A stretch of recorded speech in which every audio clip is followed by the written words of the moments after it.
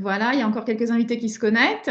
Donc, j'ai lancé l'enregistrement de cette visio. Donc, on va éteindre les micros, les vidéos.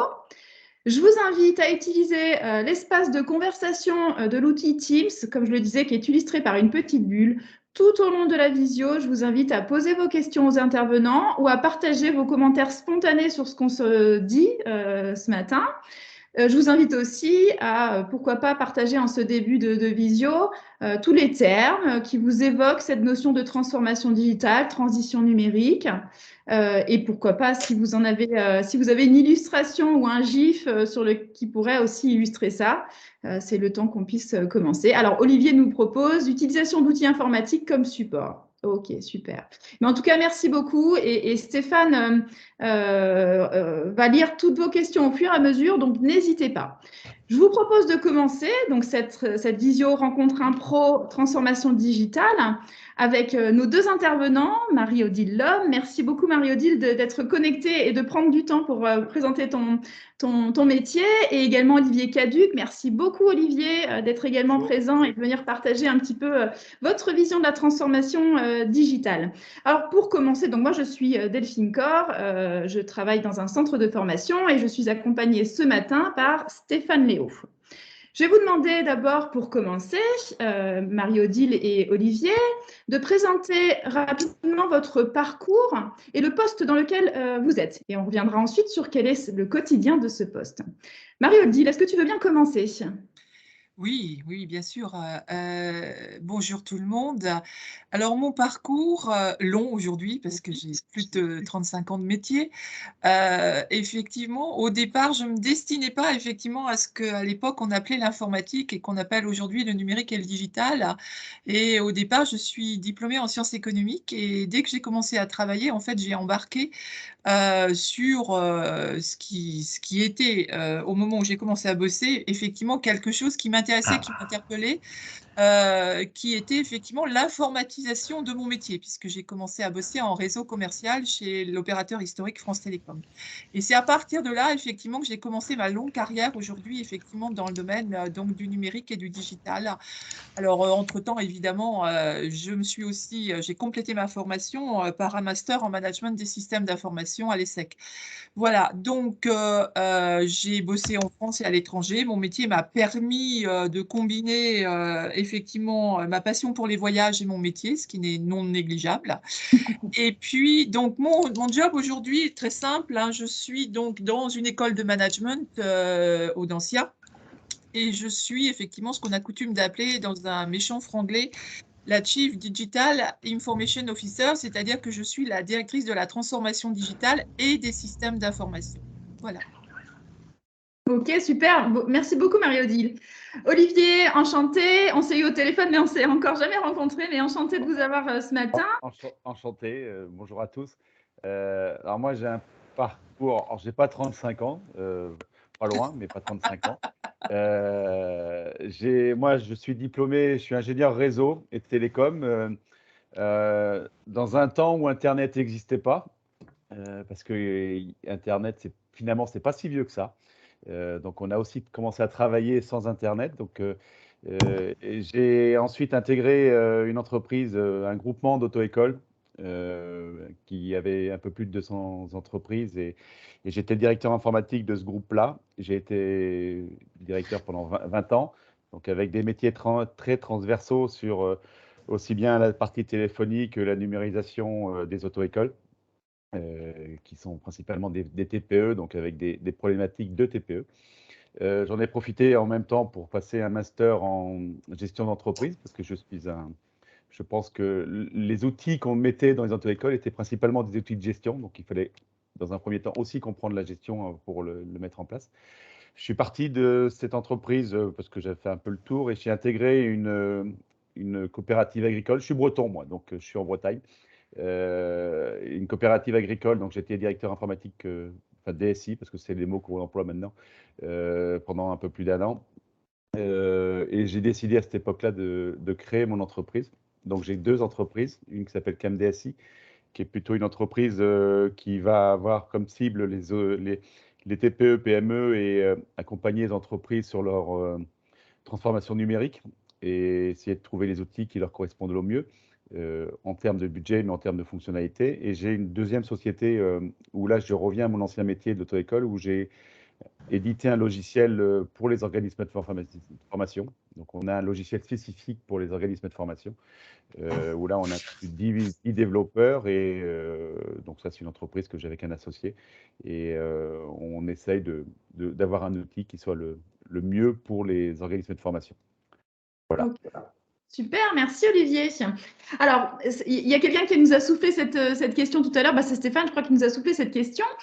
Pour commencer, est-ce que vous voulez bien tous les deux donner un peu votre définition de cette notion, de ce concept, de cette action qu'est la transformation digitale en entreprise et de votre métier? Marie-Odile, est-ce que tu veux bien commencer? Déjà, tu nous as donné quelques grandes étapes. Tu as parlé d'informatique, de numérisation, puis éventuellement de digitalisation. Est-ce que tu veux bien nous donner ta version et ta définition de tout ça? Oui, alors on va faire un sort à numérique et digital, hein, c'est la même chose, hein, soyons clairs, hein, on dit numérique si on parle français, on dit digital si on parle un méchant franglais, comme je dis d'habitude, mais on adresse la même réalité, hein. Quand on parle de transformation digitale, on parle avant toute chose de transformation, il ne faut pas se tromper. C'est vraiment ça le sujet, en fait, hein. Le digital, évidemment, c'est le recours à la technologie pour transformer. Voilà, en fait, ce qu'est la transformation digitale. Et c'est quoi la technologie? C'est des choses qui ont été citées dans le fil de conversation. Et j'ai entendu aussi imprimante 3D, les terminaux, les réseaux. Olivier en a parlé largement puisque c'est effectivement sa formation et son métier d'origine. Le cloud, les applications, les services, la donnée, le big data, etc., etc. Toutes les technologies effectivement qu'on peut aller chercher pour transformer en s'appuyant sur le digital. Et qu'est-ce qu'on transforme? On transforme l'entreprise globalement et on transforme les métiers de l'entreprise. Alors, typiquement, dans mon domaine d'activité aujourd'hui, hein, qui est l'éducation, l'enseignement supérieur et la recherche, les briques digitales, effectivement, qui caractérisent le métier, ce sont des applicatifs, ce sont des outils digitaux d'apprentissage qui permettent justement de faire cours à distance, de scénariser les cours, les formations en allant chercher de la vidéo, en allant chercher du motion design, en allant chercher, etc., etc. Voilà la réalité dans laquelle je suis inscrite et en quoi consiste une transformation digitale dans mon secteur d'activité aujourd'hui et plus globalement. Et une dernière chose, je voudrais effectivement insister sur cette dimension, en fait, on parle bien de transformation, et le digital n'est que quelque part la dimension technologique qu'on va chercher pour transformer l'entreprise. Et évidemment, après, si on parle technologie, eh bien là, on va parler d'innovation, on va parler de technologie innovante, mais et encore une fois, ne pas confondre transformation et innovation, c'est deux dimensions très complémentaires, mais qui ne recouvrent pas la même réalité. Alors pourquoi je dis ça? Tout simplement parce qu'on peut avoir, pour le coup, au bout du bout, de ces deux définitions des métiers qui sont certes complémentaires, mais qui sont différents. Si on parle d'innovation technologique, on va adresser des métiers, encore une fois, que voilà, Olivier connaît bien, qui sont des métiers de recherche et développement, des métiers effectivement de conception logicielle, par exemple, ou de conception autre dans le domaine technologique. Si on parle de transformation, on va trouver sur la transformation digitale et travaillant dans la transformation digitale, des métiers qui sont liés beaucoup plus effectivement à la dimension conduite du changement, qui va venir effectivement associer plusieurs compétences, des compétences techniques, des compétences RH, des compétences agiles, si on parle de méthodologie, etc., pour arriver effectivement à conduire ce changement qu'est la transformation digitale. Ok, merci Marie-Odile. Olivier, quelle est toi ta conception de cette transformation digitale? Qu'est-ce que tu peux nous apporter ce matin? Alors oui, moi, ma cible, c'est principalement des TPE et des PME. Donc, la problématique de ces entreprises-là est de consacrer le moins de temps possible à ces outils-là, de manière à consacrer à leur métier, qui est de soit de fabriquer, soit de vendre. Donc, transformation numérique et digitale, c'est vraiment d'essayer de trouver les meilleurs outils pour la mobilité, pour le fait que l'information soit toujours au bon endroit, au bon moment, et que surtout on évite de perdre du temps à ressaisir des choses 3, 4, 5, 6 fois et de faire en sorte que ces outils-là soient le moins cher parce que les budgets sont pas non plus extensibles à souhait. Donc, c'est souvent ce qu'on recherche dans la transformation numérique, c'est d'avoir le meilleur outil avec le meilleur budget qui puisse répondre aux besoins.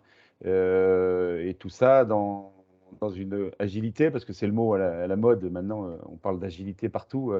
Et c'est surtout que cet outil-là puisse s'adapter, parce que les chefs d'entreprise, eux, doivent s'adapter à leur environnement. Donc il faut que les outils aussi s'adaptent. Donc c'est de choisir les bonnes choses au bon endroit et avec les bonnes personnes.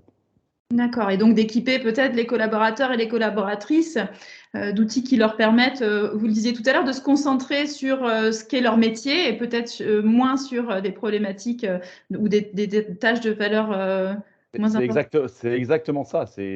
Faut vraiment. Le mot actuellement, c'est mobilité. Dire, on a vu ça avec le télétravail. C'est des choses qui a un peu révolutionné l'informatique sur les 2 dernières années, où on n'était pas prêt. Les TPE n'étaient pas prêtes. Les grandes entreprises avaient déjà réfléchi à ça, mais les TPE n'étaient pas prêtes à mettre en place de la mobilité, parce qu'en plus, c'est de plus en plus demandé par les salariés. Puis c'est aussi, maintenant sur du recrutement, et on sait que c'est compliqué de recruter, les gens demandent à travailler chez eux, donc il faut que les entreprises s'adaptent à ça. Donc il faut mettre en place des outils, il faut que ça soit sécurisé, parce que même si les données sont peut-être moins sensibles pour les TPE, elles sont sensibles pour elles. Donc c'est de la fuite de données, c'est de la perte de données, c'est de la sauvegarde de données. Et tous ces outils-là, il faut y réfléchir, il faut le faire ça proprement, et toujours dans une notion de budget. Parce que notre grande entreprise, elle peut mettre plein de choses. Elle a le pourcentage associé, il peut être pas important, mais ça représente un montant qui n'est pas le cas pour une TPE. Donc on a des effets de seuil, et donc on travaille sur de la mutualisation des outils, toutes ces choses-là. Donc, c'est de mettre, comme je vous disais tout à l'heure, c'est vraiment de mettre le bon outil au meilleur prix et au bon endroit. Ok, merci Olivier. Marie-Odile, si on se penche un peu plus sur la problématique d'Audencia, vous avez presque une double problématique. C'est à la fois d'accompagner l'ensemble de vos collaborateurs et collaboratrices, mais aussi l'ensemble de vos apprenants, de vos étudiants dans ces usages du numérique. Comment ça se passe concrètement pour vous? Bah, effectivement, on adresse bien 2 types d'utilisateurs, hein, clairement, hein. On a effectivement les apprenants, les étudiants, que ce soit en formation initiale, en formation continue. Bien évidemment, les enseignants, les professeurs, hein, que ce soit nos enseignants permanents, nos chercheurs ou les professionnels qui viennent effectuer des vacations effectivement sur les programmes de l'école. Donc là, effectivement, c'est un dispositif digital qui va être dédié effectivement à ces métiers-là ou à ces clients-là, en l'occurrence. Hein, un étudiant, ça n'est ni plus ni moins que le client final, en fait, d'une école. Et puis effectivement, la population des collaborateurs que je n'aime pas appeler administratifs, mais disons qui ont des activités qu'on classe, je trouve, de façon impropre, effectivement, sous le vocable administratif. Et voilà. Donc là, on va tomber sur des solutions digitales qui sont classiques, c'est-à-dire qu'on va trouver une architecture IT d'entreprise qui va comporter du CRM, de l'ERP, un SIRH, c'est-à-dire ce qui permet de gérer le personnel, de gérer les emplois et les compétences, etc. Donc, on a un dispositif à 2 dimensions, clairement. On en a un qui adresse effectivement l'enseignement avec tous ses utilisateurs et qu'on met dans un concept qui est celui du digital learning. Et des outils collaboratifs. Alors, s'il y a un point commun entre les 2 populations, c'est bien celui-là, en fait, hein. Ce sont les outils collaboratifs, par exemple, le Teams qui est utilisé aujourd'hui pour pouvoir organiser effectivement la table ronde. Clairement, sur ces outils collaboratifs, alors, On n'est pas une grande entreprise, Olivier, puisque Audencia, c'est un bel ETI, c'est 450 collaborateurs, 6500 étudiants, un peu plus de 1000 profs associés à nos 150 profs permanents. Mais néanmoins, l'architecture, les solutions applicatives qui permettent effectivement de gérer le collaboratif et la mobilité dans laquelle on a tous basculé soudainement avec le début de la crise sanitaire, était présent. Pourquoi c'était présent? Parce que l'entreprise était dotée effectivement de la solution Microsoft Office 365. Donc, la bascule s'est faite spontanément d'un point de vue outil. Là où on a mis tous nos efforts, et c'est ce que je disais tout à l'heure en répondant aux premières questions, c'est sur l'accompagnement au changement. C'est-à-dire qu'en fait, on est rentré dans des grands comment dire, projets, si on peut dire, en tout cas dans des grandes activités d'accompagnement de la prise en main, de l'appropriation des outils collaboratifs par l'ensemble des collaborateurs, qu'il s'agisse des étudiants, qui ne sont pas des collaborateurs mais des clients, qu'il s'agisse des profs ou qu'il s'agisse des collaborateurs administratifs. Et j'ai coutume de dire, quand on m'interroge sur le sujet, que c'est là où j'ai gagné le plus, en fait, du fait de la crise sanitaire, parce que du jour au lendemain, mars 2020, on se retrouve tous effectivement en télétravail. Mais bon, les solutions techniques étaient là, les équipements informatiques étaient déployés. J'ai dû déployer du PC portable à la marge, hein. C'était pratiquement, tout le monde était doté effectivement d'un équipement en mobilité. Voilà. Effectivement, c'était l'une des questions de Sophie dans l'espace de conversation. C'est que, et c'est un peu la question que je me posais aussi, c'est ce qu'a accéléré le Covid dans vos métiers, dans vos pratiques. Qu'est-ce que ça a changé? Pardon, je vais rajouter un truc. Il y a les pratiques, donc il y a un point de vue techno, mais après, il y a aussi un point de vue mentalité. Oui, effectivement, des cultures dans l'entreprise ou des collaborateurs. Exactement. Moi, ce qui a alors déjà le premier confinement n'a pas été géré de la même façon que le deuxième. Le premier, on s'est un peu tous fait déborder. Les TPE n'avaient pas mis en place les outils, ne savaient pas trop s'ils allaient travailler. Il y a vraiment eu une période qui a été un peu compliquée pour les TPE. Et il y a vraiment eu un arrêt d'activité qui ne s'est pas passé sur le deuxième confinement. Le deuxième confinement, les gens, ils n'ont pas arrêté de travailler. Donc là, il a fallu qu'on trouve des solutions techniques, aussi bien sur la partie informatique, mais ce n'était pas ça le pire. C'était vraiment sur la partie téléphonie, où là, il y a eu des choses qui se sont passées sur la partie téléphonie, où on a vraiment voulu que le salarié ait les outils qu'il a à son bureau en termes de téléphonie, et on ne voulait pas perdre d'appel. Donc là, on a mis en place de la VoIP, c'est tous ces outils-là qui maintenant sont rentrés dans les mœurs, dans les entreprises. Donc ça fait un bond technologique par rapport au Covid. Et ensuite, les gens, ils ont travaillé plus ou moins en partageant des fichiers avec du mail, etc. Les solutions n'ont pas été pérennes et c'était vraiment de la bidouille, c'était pas performant. Et je pense que maintenant, c'est maintenant que les entreprises réfléchissent à comment pérenniser ça, parce que, comme je vous le disais tout à l'heure, les salariés demandent ça, demandent à travailler en télétravail. Et donc, dans ce cas-là, il faut organiser ces choses-là. Et ça nécessite une réflexion, une remise à plat de toutes les données. Alors, la RGPD nous a aussi un petit peu aidé parce que ça nous a obligés aussi à faire réfléchir les chefs d'entreprise sur quels sont les documents qu'ils ont et comment ils sont stockés, comment ils sont sauvegardés.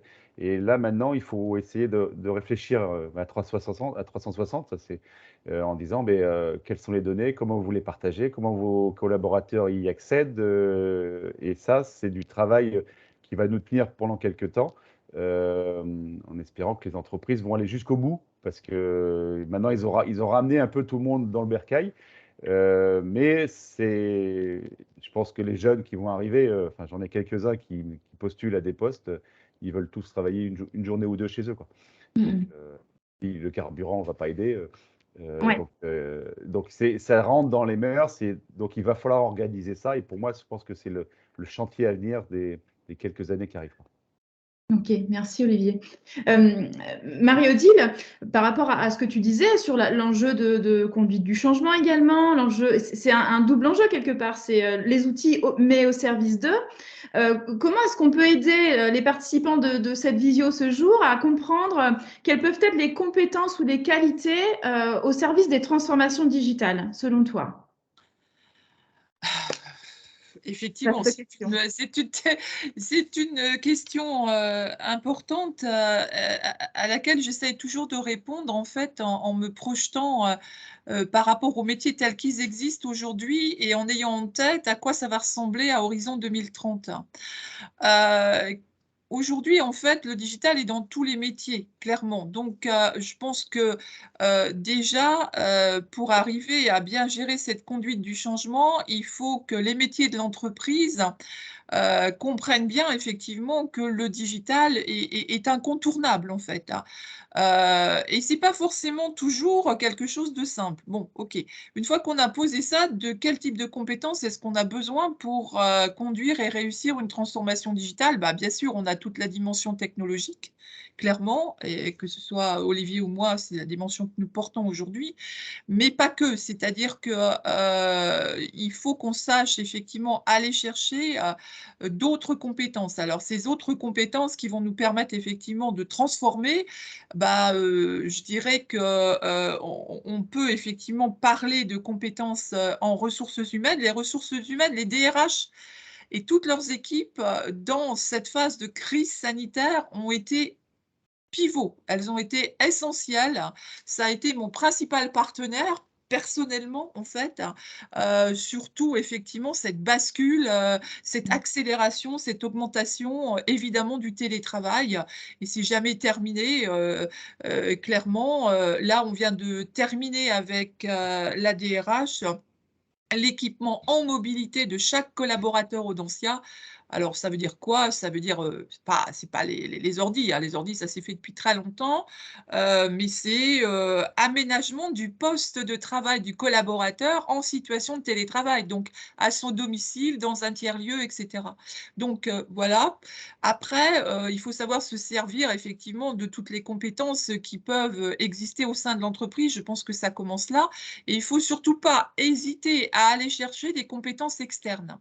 Parce qu'en fait, on est vraiment sur de la transformation et est-ce que, effectivement l'entreprise est en capacité de se transformer seule ou est-ce qu'elle a besoin justement de partenaires externes, que ce soit des partenaires de solutions technologiques, typiquement, des gens comme Olivier avec ses entreprises, ou est-ce qu'elle a besoin, de cabinets de conseil, qui sont spécialisés effectivement sur, ces phases de transformation et en particulier, qui savent associer justement la dimension, je gère le changement et je gère un changement qui est articulé autour et grâce en fait à la technologie, donc au digital.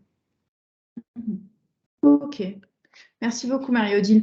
Je vous rappelle aussi que vous pouvez tout à fait utiliser l'espace conversation pour poser vos questions aux interlocuteurs ou pour partager aussi vos réactions par rapport à nos échanges.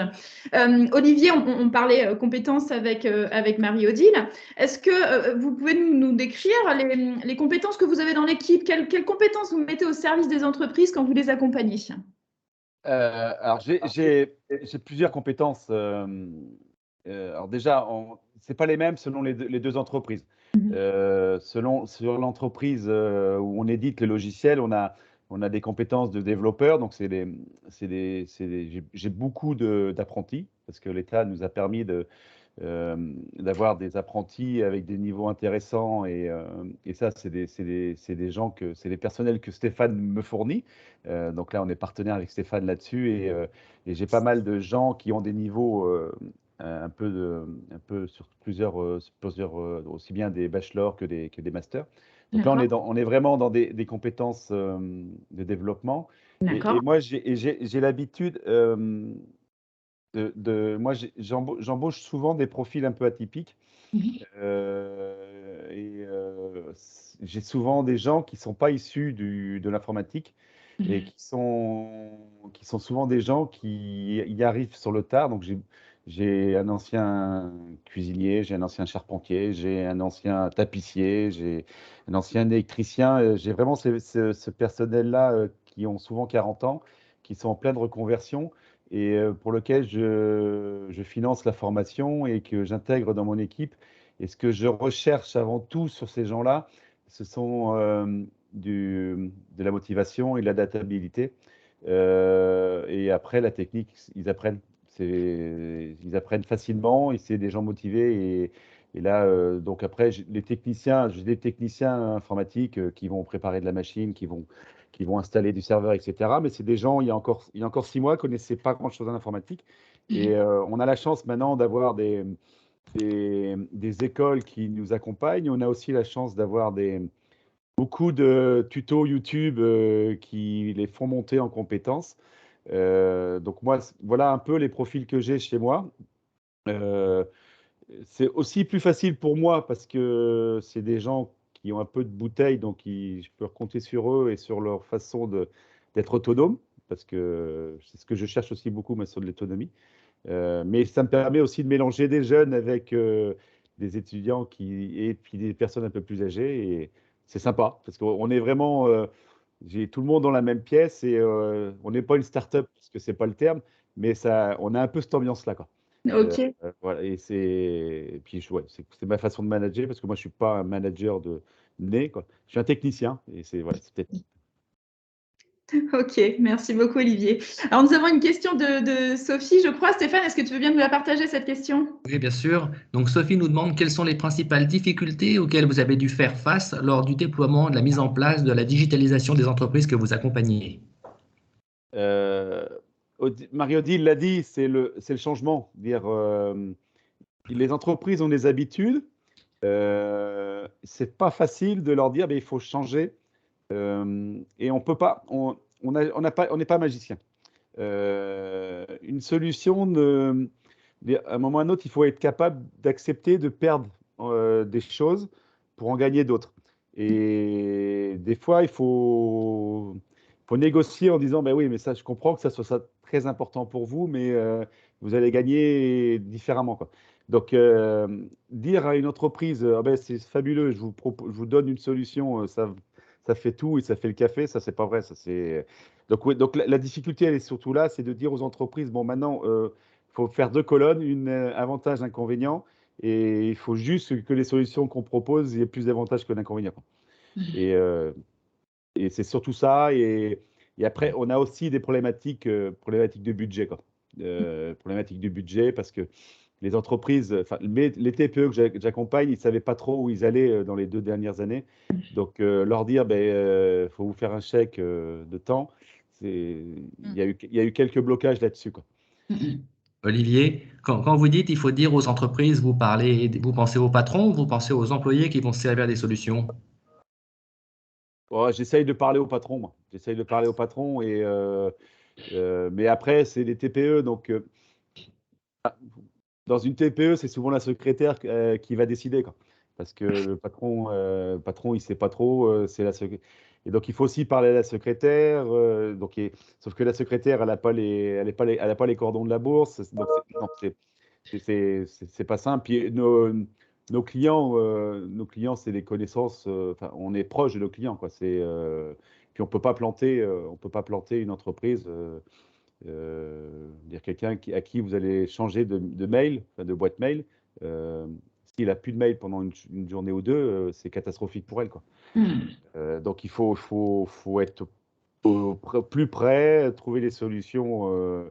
Et puis moi, je suis quelqu'un qui, Marie-Odile parlait tout à l'heure de toute la gamme Office, toutes ces choses-là. Euh, Moi, j'essaye de promouvoir aux entreprises des solutions alternatives. Je suis très attaché à l'open source et à ces solutions-là. Donc, il faut convaincre que c'est pas parce que c'est moins cher, parce que c'est pas gratuit, que c'est moins bien, quoi. Et beaucoup d'entreprises disent non, non, ben, je préfère Office, etc. Donc, on passe un peu de temps à convaincre les gens qu'il y a d'autres solutions et que la solution que le voisin a, c'est peut-être pas la meilleure pour eux, quoi. Donc, on entend, hein, Olivier, qu'il y a vraiment un enjeu à embarquer les utilisateurs, les collaborateurs, et puis et trouver des solutions qui répondent aussi aux enjeux des entreprises. Et donc, il y a, vous l'avez noté, la notion de budget qui est quand même aussi assez importante sur ce sujet. Ah, puis ils ont notre 06, hein.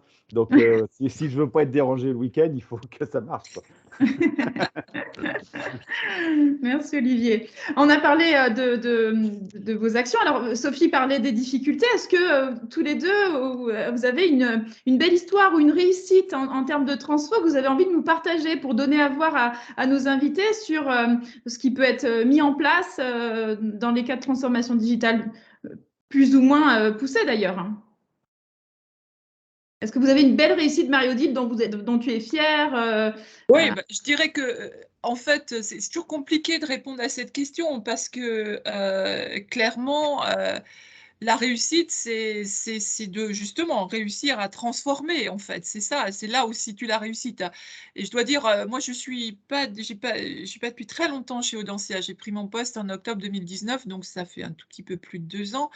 Et clairement, effectivement, je pense que moi, ma plus grande réussite, c'est d'avoir fait comprendre aux métiers, que je parle des directions fonctionnelles support, des RH, directions financières, et les autres, ou que je parle des directions métiers, c'est-à-dire tout ce qui supporte et porte effectivement les programmes de formation d'Audencia, que ce soit en formation initiale ou en formation continue, d'avoir fait comprendre aux métiers quelle est la valeur ajoutée de ma direction, c'est-à-dire en fait en quoi je contribue à la performance de l'entreprise en transformant justement sur cette dimension digitale. C'est ça ma plus belle réussite, parce que on parle de conduite du changement, on parle d'appropriation, d'adoption des utilisateurs. Je pense que la première brique qu'on soit dans une TPE, une PME, un ETI, une grande entreprise, peu importe, c'est de faire comprendre à l'utilisateur en fait en quoi on apporte de la valeur ajoutée en fait dans son activité très quotidienne. Je peux prendre l'exemple, par exemple, dans nos métiers chez Audencia de nos assistantes de programme, hein, qui sont des assistantes, hein, très clairement, qui sont là pour gérer le front office et le back office de l'assistanat des programmes de formation. Et quand effectivement elles comprennent en quoi les solutions informatiques, on va dire, leur apportent en fait quelque chose dans leur métier, allègent les tâches, leur permettre de se consacrer plus en fait à la dimension humaine du métier, à la relation avec leurs collègues, à la relation avec les étudiants, et bien là, moi je dis que c'est voilà, là où se situe ma réussite. Ce que je dis toujours, c'est qu'il ne faut jamais oublier qu'effectivement, on parle de digital, mais qu'effectivement, encore une fois, je me répète, on parle de transformation et que dans toute transformation, c'est l'humain qui est au centre. J'ai toujours dit tout au long de ma carrière que je ne faisais pas de l'informatique pour faire de l'informatique. Quand on fait le métier que nous faisons, Olivier et moi, c'est la grande erreur de se rouler dans la technique et de se faire plaisir parce qu'on a réussi à sortir quelque chose qui est super en termes d'interface utilisateur ou performant d'un point de vue technique. On ne fait pas notre métier pour ça. On fait notre métier, effectivement, pour servir nos clients et nos utilisateurs, en fait. Et une fois qu'on a compris ça, je pense que, effectivement, nos réussites, c'est bien là qu'elles se situent et pas ailleurs. Alors, évidemment, il y a ce que j'appelle, moi, les incontournables, c'est-à-dire qu'il faut que l'usine tourne, hein. Vous vous doutez bien que c'est ma préoccupation première et que, effectivement, il faut que ça délivre en temps, en heure et dans le budget. Bon, voilà. Mais une fois qu'on a dit ça, moi, la réussite et mon objectif de réussite, c'est vraiment ça, l'adoption, l'appropriation et faire comprendre à mes clients et à mes utilisateurs en quoi je présente une valeur ajoutée, en fait. Ok, merci pour cette réponse. On a 2 questions, je crois, Stéphane. Exactement. Déjà, on a Sophie qui remercie Olivier pour sa réponse, très claire. On a Flavie qui a posé sa question avant que Marie-Odile parle, mais donc qui nous demande est-ce que les outils que vous mettez en place ne font pas gagner du temps, de l'efficacité, de la qualité et donc font gagner de l'argent? Bah, oui, oui, objectivement. Alors, c'est pas le but ultime, hein, il faut être très clair là-dessus parce que c'est très important dans la relation qu'on a avec l'utilisateur, avec le métier, effectivement, de ne pas arriver brut de fonderie par allez, voilà, je vais déployer telle solution et on va avoir un retour sur investissement. Bah, c'est très simple. Vous êtes 3, aujourd'hui, demain vous serez 2. Non, c'est pas ça en fait. Si on arrive comme ça, on a tout faux et on est sûr d'aller dans le mur direct. Donc, ce qui est très important, bah, évidemment, on recherche de la performance, mais la performance, elle n'est pas forcément financière, hein. Et ça, il faut bien avoir ça en tête, hein. Bon, voilà. Mais évidemment, on cherche évidemment à optimiser les coûts, c'est sûr. Bien sûr. Bien sûr, ouais. Olivier, c'est les échanges que vous avez aussi avec les dirigeants quand vous les voyez, c'est quoi les enjeux, les objectifs que vous vous fixez avec eux? La problématique du dirigeant, il est de dormir tranquille. Et moi, si j'ai une réussite, c'est quand j'ai un chef d'entreprise qui me dit je dors mieux. Un bon critère. Je participe parce qu'il dort mieux, parce qu'il doit avoir sûrement d'autres problèmes que l'informatique.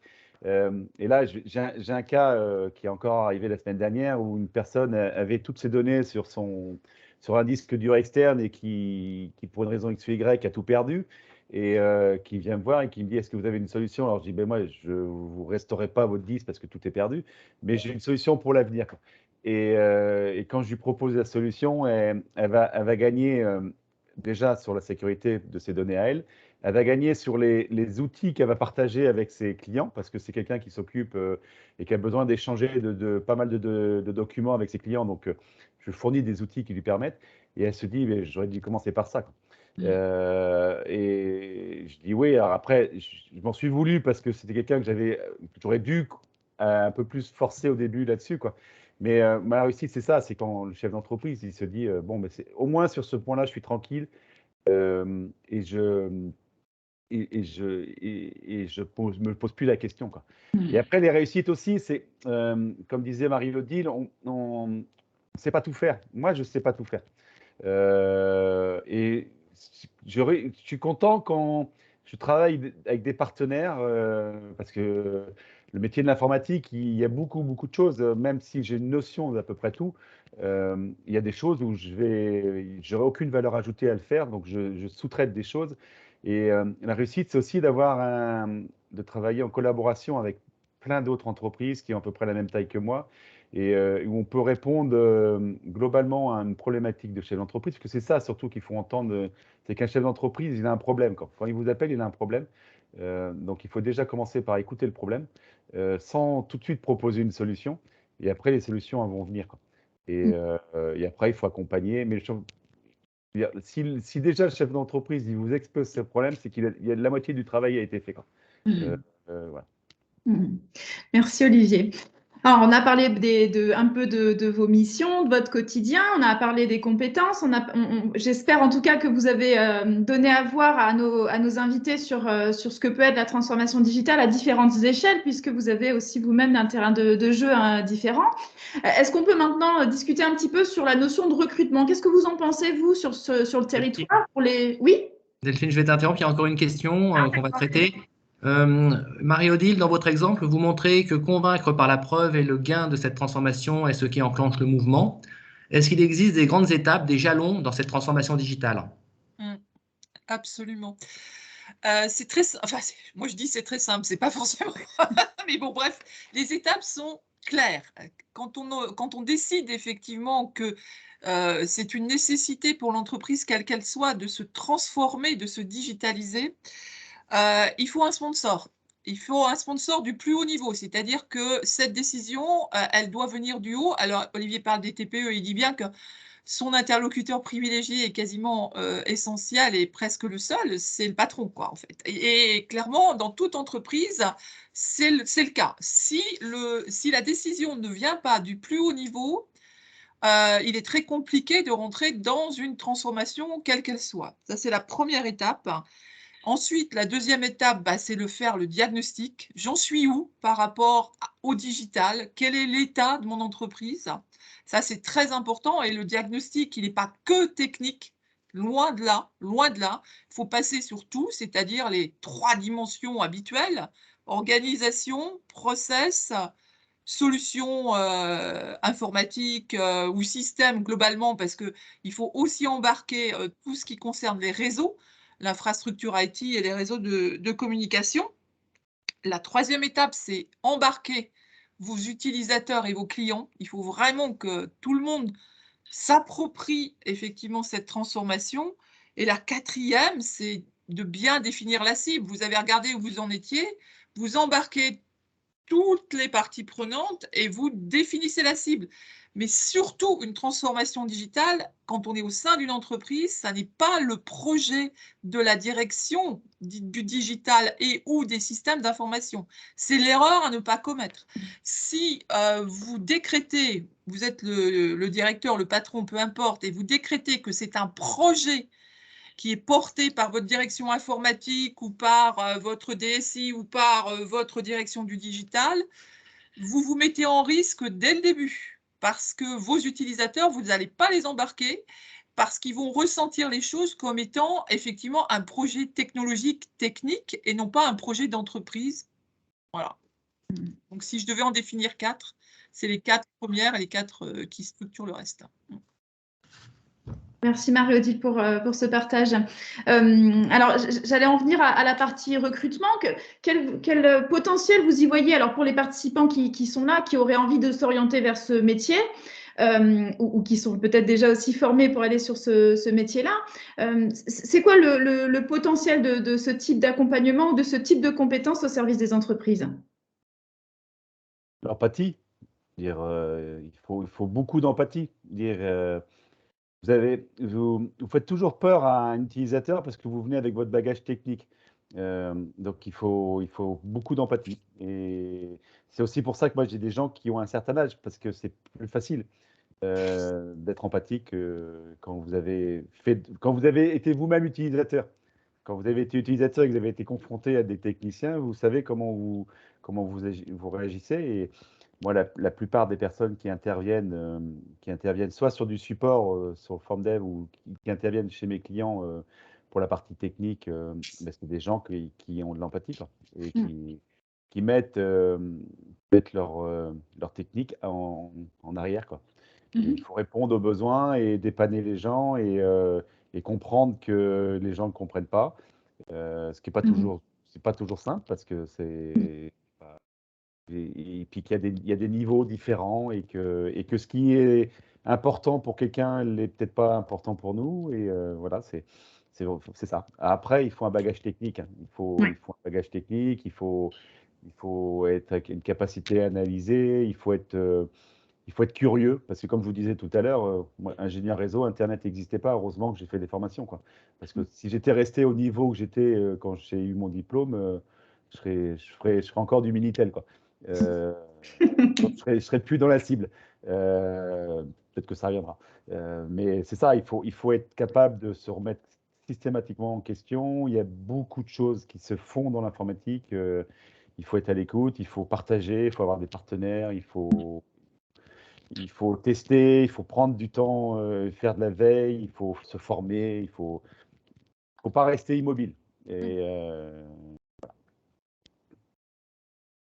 Et toi, Marie-Odile, ta vision là-dessus, quels sont les besoins des entreprises et le potentiel de recrutement sur ce type de fonction? Alors, je vais répondre à ces deux questions, mais avant toute chose, je partage totalement ce que vient de dire Olivier. Moi, je commence toujours par dire que s'il y a un commun dénominateur à tous les profils dans le monde, effectivement, du digital, c'est la curiosité. On est tous effectivement des gens excessivement curieux, curieux de la technologie, curieux de la relation humaine, c'est ce que Olivier évoque avec l'empathie. Ça, c'est présent absolument chez tous les profils, qu'on parle d'un développeur, qu'on parle d'un product owner, d'un chef de projet, qu'on parle d'un DSI, qu'on parle, etc., etc. On a tout ça en commun, en fait. On est constamment, en fait, sur une dimension qui est évidemment la veille technologique, bien sûr, mais aussi comment je peux améliorer ma relation à l'autre, comment est-ce que je peux effectivement mieux comprendre pourquoi ça bloque, quels sont ses besoins, ses usages, etc. Alors après, par rapport aux deux autres parties de ta question, à savoir quels sont les besoins des entreprises, C'est hyper simple. On est sur un marché de l'emploi qui est terriblement en tension. Mais alors là, vraiment terriblement en tension. C'est-à-dire que aujourd'hui, on peine tous à recruter. Moi, la première, et Dieu sait, je m'appuie sur un réseau professionnel de plus de 35 ans. Donc, je pense que j'ai assez de ressources, on veut dire, pour aller chercher les profils dont j'ai besoin. Mais là, je suis en train d'optimiser ma data factory et j'ai ouvert en début d'année 2 postes de développement, en fait, sur les dimensions qui sont celles du data management, c'est-à-dire la business intelligence et ce qu'on a coutume d'appeler effectivement un ETL. J'ai 2 postes de développeurs, c'est super intéressant, les projets sont géniaux, etc. Et je rame comme c'est pas possible pour arriver à recruter. Et j'ai fait des recrutements fin 2021, tout durant 2021. Et effectivement, à chaque fois, voilà, il faut que vraiment je sois dans une grande proactivité, dans de l'anticipation, que j'active mon réseau, que je fasse de la chasse de tête. Enfin bon, on est sur un marché qui est terriblement en tension. Et aujourd'hui, toutes les compétences sont recherchées, hein, très clairement. Alors, les compétences phares, là, je viens de vous parler de la donnée, bien évidemment. Je peux vous parler de la deuxième, qui effectivement est très, très, très, très demandée, c'est la cybersécurité, clairement, hein. Là, on est tous parce que effectivement, la sécurité est évidemment un élément extrêmement essentiel de nos dispositifs, hein. Donc voilà, et à part ça, tous les métiers, effectivement, chez moi, j'ai effectivement des profils qui sont très techniques, hein, les développeurs, les postes de technicien support, mes administrateurs, réseau et système, c'est-à-dire ceux qui font de l'exploitation du système d'information. J'ai des profils qui bien souvent viennent de la technique, mais sont beaucoup plus fonctionnels parce que effectivement, c'est leur souhait, c'est ce qu'ils ont envie de faire, c'est ce qu'on met aujourd'hui effectivement sous le vocable de product owner et qu'on appelait auparavant des chefs de projet fonctionnels ou des business analysts. Donc voilà, et moi je suis comme Olivier, très, très friande des profils d'apprentissage, d'alternance, mais ça depuis de nombreuses années, parce qu'on est sur des métiers où il faut bien comprendre que on est toujours en fait dans une dynamique d'accélération, c'est-à-dire qu'en fait, moi j'ai coutume de dire, vous vous ennuierez jamais. Vous vous ennuierez jamais. Moi, ça fait 35 ans que je m'ennuie pas, parce que en fait, on est toujours, voilà, soit en train de préparer le coup d'après ou d'après-après, soit effectivement à fond parce qu'il faut délivrer et il faut délivrer rapidement parce que soudain, parce que ça présente un avantage concurrentiel, il faut déployer un CRM parce qu'il n'y en a pas, faire évoluer le CRM pour mieux répondre à la concurrence. Donc voilà, et ces profils qui viennent de l'alternance, de l'apprentissage, etc., sont des profils et des profils en reconversion aussi. Et clairement, ce sont des profils moi je résume ça, c'est pas très très joli ce que je vais dire, mais j'ai coutume de dire pourquoi effectivement j'ai vraiment une grosse appétence à ce type de profil, tout simplement parce que je les prends, je les jette dans l'eau du bain et hop, c'est parti. Donc, c'est extrêmement, extrêmement efficace. Donc, moi, j'encourage tous les gens qui pourraient être là avec nous ce matin et qui se posent la question de la reconversion vers ces métiers-là, s'ils ont envie d'y aller vraiment, parce qu'il y a vraiment de quoi s'amuser. Et sachez que je suis pas la seule à être effectivement dans mon métier friande de profils qui viennent de l'alternance. On est très, très, très, très, très demandeurs de ce type de profil. Merci Marie-Odile. Est-ce que vous avez des questions pour Olivier et Marie-Odile? Il nous reste quelques minutes. Est-ce que vous avez des questions? Et puis merci pour ces encouragements parce que je pense que ça peut générer de l'enthousiasme auprès des participants, ce genre de discours. Donc merci pour eux. Avez-vous une dernière question? J'en profite également pour moi-même mettre dans l'espace de conversation un petit questionnaire qui vous permettra aussi de faire le bilan de cette visio et de donner aussi votre avis sur ce qui s'est passé aujourd'hui. Je vois qu'il n'y a pas forcément de questions qui viennent. Est-ce que vous auriez, vous, Olivier ou Marie-Odile ou Stéphane, un dernier message à transmettre aux gens qui nous écoutent aujourd'hui et puis qui sont en quête d'un emploi, d'une formation ou en tout cas qui ont peut-être une envie d'aller aller vers le numérique? Non, ben, comme Marie-Odile l'a très bien dit, on n'a pas besoin de geeks, c'est pas ça qu'on a besoin. C'est pas, les geeks, on n'a pas besoin. Ça, il y en a, c'est pas chez moi qui sont les geeks. Euh, donc moi, j'ai besoin de gens qui sont autonomes et qui veulent apprendre et qui sont en capacité d'apprendre seuls. Euh, euh, les alternants que Stéphane me fournit c'est vachement sympa parce que il y a des différences d'âge, donc il y a des conflits de génération et on se challenge. C'est-à-dire qu'eux m'apportent des choses parce que sur des nouvelles techno et donc ça, c'est un avantage, sauf que ceux qui ont 40 ans, c'est pas ça que je leur demande. Ce que je leur demande, c'est d'être autonome, de chercher des solutions. Moi, j'ai une pédagogie par l'exercice, quoi. C'est-à-dire, moi, comme dit Marie-Odile, je les prends, je les mets dans le bain, je mets je montre une fois et maintenant tu te débrouilles, quoi. Et tu vas passer 2 heures, mais tu vas passer 2 heures. Tu vas apprendre seul et puis donc il faut avoir du temps à y consacrer le soir, le week-end. C'est une passion. L'informatique, ça reste une passion. Euh, et donc il faut être passionné et il faut être passionné sur la technique parce qu'on fait quand même de la technique, mais il faut être passionné aussi. Il faut aimer les gens, quoi. Vous ne dépannerez pas quelqu'un si vous aimez pas les gens, quoi. Alors, on a tendance à dire qu'on rigole, on dit, ah, de toute façon, on n'aime pas les gens. Mais si, on aime les gens, quoi. Et on aime les dépanner, on aime quand un client nous appelle et qu'il faut qu'on prenne la voiture pour aller le dépanner, on y va, quoi, parce qu'on sait on va faire du bien et donc on aime ça, quoi. Et on se fait du bien à faire du bien. Merci beaucoup, Olivier, pour ce partage. Moi, je vais remercier Olivier et je vais rajouter qu'aujourd'hui, les entreprises, il ne faut pas vous sentir en reconversion professionnelle, il ne faut pas vous sentir bridé ou limité si c'est votre envie. Aujourd'hui, les entreprises, elles recherchent beaucoup moins des premiers de la classe qu'avant. Ce n'est pas forcément ce qui les intéresse, même si elles n'ont rien contre, mais elles recherchent davantage des personnalités, des gens qui vont apporter des choses à leur équipe. C'est vraiment des gens motivés et qui vont s'intégrer et qui vont apporter des choses à l'équipe d'un point de vue humain. Voilà, il faut vraiment avoir ça en tête aujourd'hui. Et qui s'adapte à l'entreprise. Parce que moi, le premier recrutement que j'ai fait il y a quelques années, alors c'est rigolo, je le dis à chaque fois, j'avais besoin d'un développeur, donc j'ai envoyé, comme on fait tous, une offre Pôle emploi et j'ai des développeurs qui m'ont envoyé des CV et donc je les ai reçus, ils avaient tout ce qu'il fallait sur le CV et tout.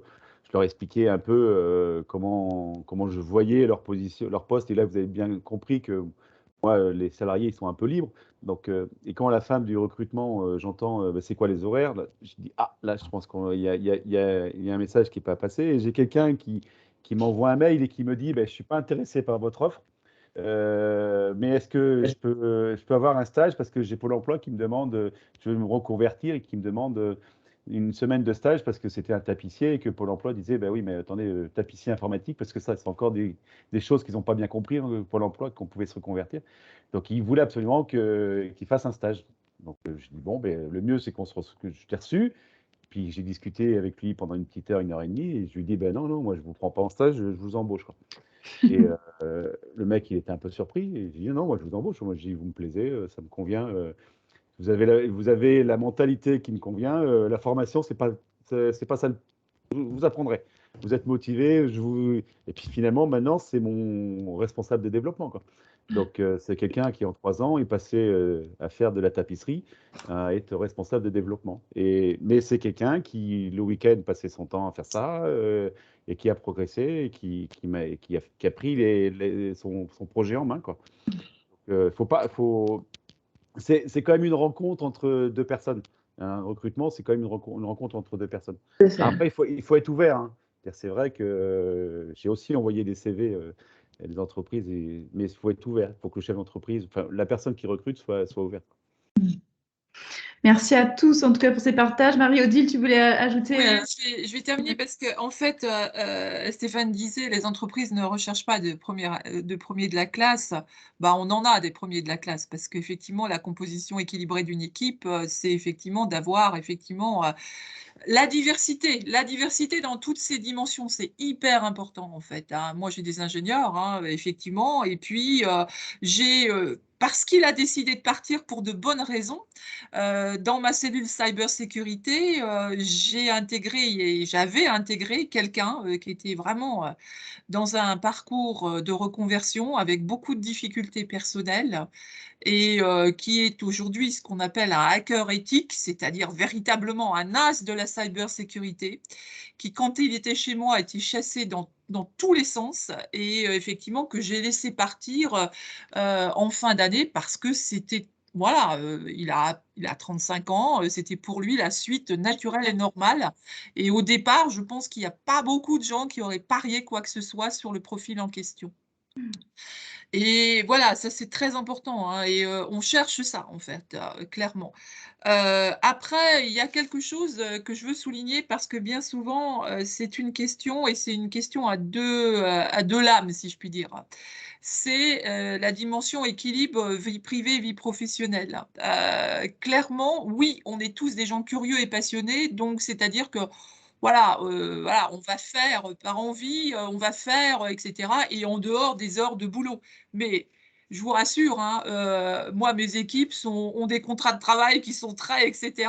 Je ne demanderai pas à quelqu'un qui a un contrat de travail qui dit 8h, 17h30, de me faire du support en débordement le soir ou le samedi. Tout ça est excessivement cadré, évidemment avec une forte dimension de télétravail parce que nos métiers sont des métiers qui permettent effectivement beaucoup de télétravail.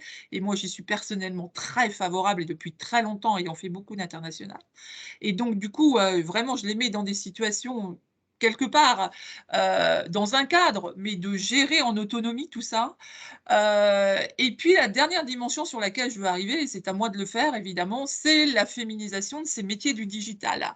Alors ça, c'est mon combat de toute une carrière et qui continue encore aujourd'hui, parce que j'ai vécu la période faste quand j'ai commencé ma carrière, et c'était avant les années 2000, mais l'arrivée d'Internet a soudain fait comprendre à des ingénieurs généralistes que l'informatique, c'était bankable, et on a vu arriver effectivement des flots d'ingénieurs généralistes qui arrivaient sur l'informatique, et nous, les nanas, on ne s'est pas trop mobilisés à ce moment-là, quoi, clairement. Et donc, on a vu la décroissance effectivement de la féminisation de ces métiers qu'on subit encore aujourd'hui. Et sincèrement, moi, je féminise mes équipes. J'ai moins de profils féminins que de profils masculins, mais je vous assure qu'en tout cas, dans mon équipe, ce sont toutes des mères de famille, avec des enfants soit en bas âge, soit dans une tranche qui va de 9 à 14 ans, et qui, ma foi, s'éclatent dans leur job et qui n'ont aucun souci sur leur organisation, vie privée, vie professionnelle. Donc, c'est absolument possible.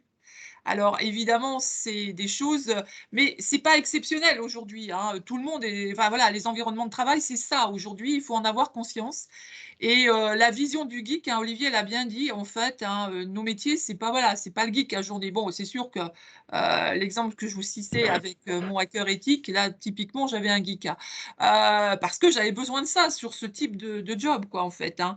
Mais pour les autres, sincèrement, oui, j'en ai, mais pas que, quoi. Et puis alors moi, je suis le parfait exemple de, voilà, je suis pas geek du tout. Je suis pas ingénieur de formation, je viens du métier, je suis arrivée effectivement dans l'informatique par la voie du management, de la stratégie et comment effectivement venant du métier, je mets l'informatique au service du métier.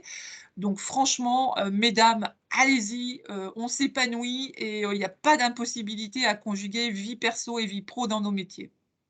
Super. Merci beaucoup, Marie-Odile, de finir sur cette voie-là qui nous est chère à nous aussi. Je vais clore cette visio et je suis vraiment ravie. J'ai un grand merci pour Olivier, pour Marie-Odile et pour Stéphane pour m'avoir secondé aussi. Je suis ravie qu'aujourd'hui, on ait parlé curiosité, pédagogie, relation à l'autre, équipe et qu'on ne se soit pas focusé sur la place des compétences techniques et de l'outil. Merci à tous les deux d'avoir porté ce discours. J'espère vraiment qu'on a réussi à embarquer, et je n'en doute pas, les participants présents ce jour. Je suis ravie de ces échanges. Je rappelle aux participants qu'il y a un petit questionnaire de satisfaction. Je rappelle aussi que cet événement a été organisé dans le cadre du Printemps du numérique et donc porté par Pôle emploi et par WeCare, et qu'il y a bien d'autres événements puisque le Printemps du numérique se termine vendredi prochain. J'aurai la chance d'animer un autre atelier à l'Exploratoire lundi soir sur la transformation digitale. digitale. Et Stéphane et moi, nous sommes également sur la co-organisation d'un atelier vendredi prochain sur la transformation digitale, sur des secteurs comme le bâtiment, l'agri ou l'agro. On va aller voir aussi sur les secteurs plus historiques, plus classiques, comment est-ce que le digital va chatouiller un petit peu les pratiques, les compétences. Et donc, n'hésitez pas, ce sera sur une autre modalité puisque nous serons en présentiel, mais rendez-vous sur le site du printemps du numérique.bzh pour vous inscrire à ces événements. Et encore une fois, un grand merci à Marie-Odile et Olivier d'avoir pris du temps pour partager votre passion, parce qu'on a aussi parlé de passion.